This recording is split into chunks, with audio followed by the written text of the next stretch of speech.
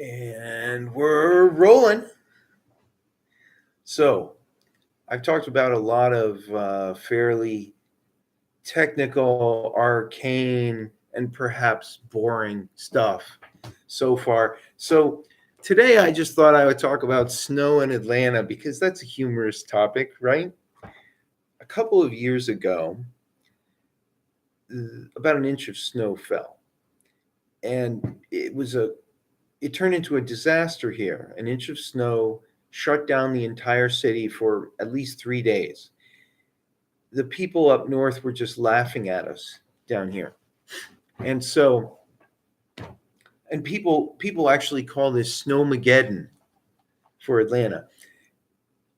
Anyway, what happened was, for those of you who don't live here, what happened was that a, there was going to be a storm, and it was predicted, but basically there were the extent of it, the temperature, the possibility of ice wasn't really taken into account.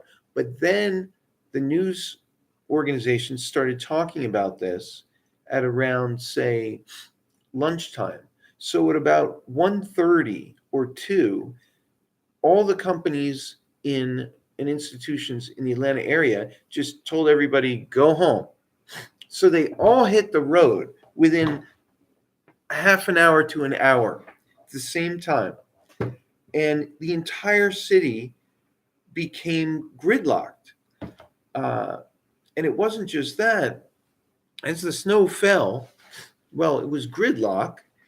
And then as the snow fell and turned into ice, they don't know how to drive down here with ice and snow. I learned how to drive in snow. In fact, I remember before the test for my license, I was driving around in a foot of snow.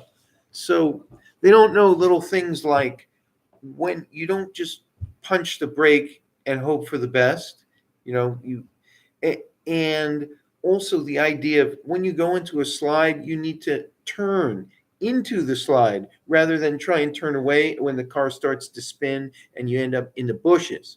So it was just, it was a real interesting time. There were a lot of cars and ditches.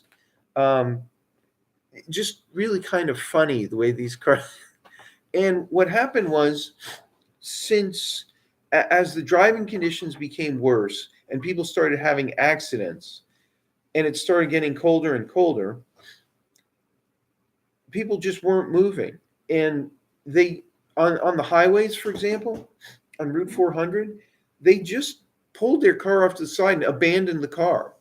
So there were these abandoned cars all the way down this highway for miles and miles.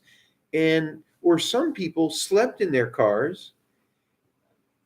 In other cases, I believe Walmart actually kept its doors open all night and allowed people to bed down basically in Walmart. So it was very disruptive. But so now they've learned their lesson in town. And for example, they have salt now.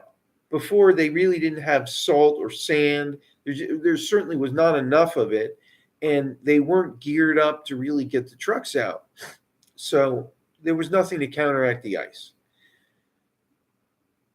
So last year, there was another snowstorm, but this one I thought was fun because even though I no longer have a four-wheel drive car, snow started coming down, and everyone was so chicken given this last rotten experience that they had had.